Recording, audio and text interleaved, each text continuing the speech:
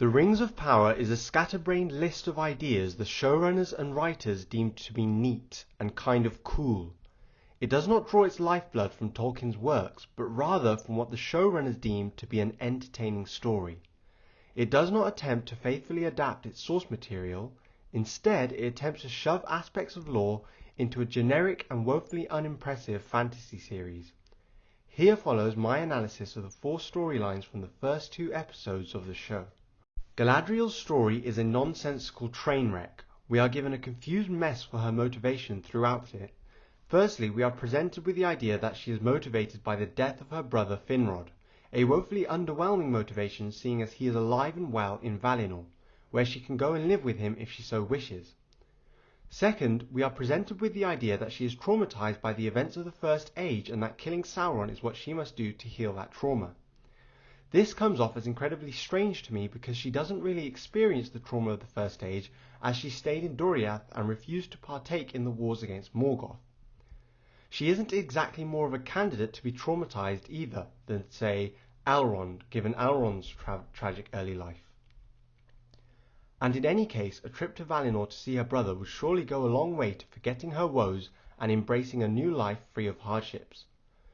Contrast this to her motivation in the lore, a desire to rule a realm of her own coupled with an unwillingness, due to pride, to accept the pardon of the Valar. Seeing herself as having committed no wrong that she need be pardoned. It's a reason that actually makes sense given the mechanics of how Middle-earth works, and of course it does, because it was actually offered as an explanation by Tolkien. That's why. Moving on, Galadriel's power is woefully mishandled. She is presented as a great warrior. From her fight scene with the troll, it certainly appears that she is tens of times better and more competent at fighting than her elven comrades. An awkward addition that misunderstands where Galadriel's powers come from, where her power comes from. She is second only to Feanor, but even Feanor was not powerful because he was the best elven warrior. That title belongs to his brother, Fingolfin. No, Feanor is powerful because of what he can create. He made the Palantiri, the Seeing Stones, for example. To portray his great power by having him solo a troll while his soldiers are completely useless and incompetent would be a retarded and inaccurate way of conveying his power. Her manner and temperament come off as that of a moody teenager. She never talks about anything other than Sauron, as the dialogue constantly drums this one-dimensional aspect of her character into your head. Surely in her 3 centuries of searching she didn't spend every waking moment thinking about Sauron, and how she might find and then defeat him.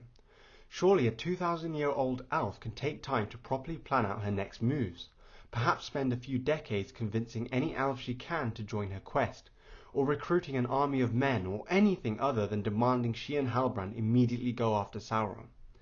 She does not portray any of her wisdom in this case, which I hear is supposed to be equal to her pride. Don't know where I got that from. By the time she opens her eyes to see the Númenórean ship, I was honestly fed up of her. If they had just cut perhaps 20% of her constantly talking about Sauron, I probably wouldn't have felt that way. All of this left me thoroughly hateful of the Galadriel section of the plot, and I don't know if it's salvageable at this point. Elrond's plotline is fine. It doesn't really break any law, and could fit in with it seeing as Elrond is amicable towards the dwarves. It also includes an interesting attempt at portraying the difference in mortal and immortal lifespans, but it kind of falls flat due to its usage of the dwarven lifespan. 20 years for a dwarf is more like 6 years to us, and so it fails to carry much weight. The storyline does have the benefit of advancing some aspects of the lore, Elrond's amicability with the dwarves and the friendship between Celebrimbor and the dwarves. Here I must point out that Celebrimbor is the more natural choice for this story arc, seeing as his father was a friend of dwarves, he lived in a city made by dwarves that had friendship with dwarves, and he is friends with them for a huge swathe of the Second Age, beginning in 750, presumably before the events of this series take place.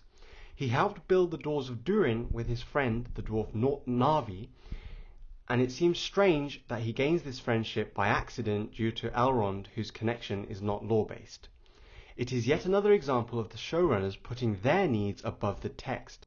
The story with Arondir and the Southlanders is the greatest example of a what-if story, and thus, in my mind, it most needs to justify its existence in some way. I fail to see how it has, and it looks so far like a complete missed opportunity. Arondir has been in the Southlands for 79 years. He should be the conduit through which we can understand the nature of men. He must have seen the worst and best of humanity in that time. Unlike all the other elves, he could choose to see the good that is present and symbolized by his love interest, Bronwyn. Ultimately, the Southlands will fall to Sauron's influence and his attempts will come to nothing. But thematically, it would actually be a good addition that serves one of the main stories, which is the fall of man. Instead, we are given lip service to the ideas I just mentioned with zero exploration of them. I'm really surprised that Arondir's memory of 79 years watching humans is not used, and there is no real effort put into discussing the nature of men outside of a weak reference to the fact that surely evil doesn't run in the Southlanders' blood, which is mind-baffling to me. Ultimately, it's a mishandled opportunity that does not add to the story in any way. If it does in later episodes, it really doesn't show it at the moment. Lastly, what on earth is going on when the Sylvan Elves terminate their guard based on Gil-galad's orders? That's not how that works. You can't tell me that Orifer, the famous solo act, is matching his policy with Gil-galad's either. In my mind, he would double the watch before terminating it, especially with how these elves seem to view the men as a threat that could turn evil at any moment. Again, the story is serving the showrunner's wishes over the source material. The Half-Foot storyline is a wholly uninteresting mystery box with a rehashed Frodo and a poor copy of Sam with none of his competence or complement to the Not Hobbit story. That is all. Stay tuned as the rest of the series unfolds and make sure to subscribe for more thoughts on the latest Tolkien adaptation and other Lord of the Rings video essays. And please like the video to help its success in the YouTube algorithm.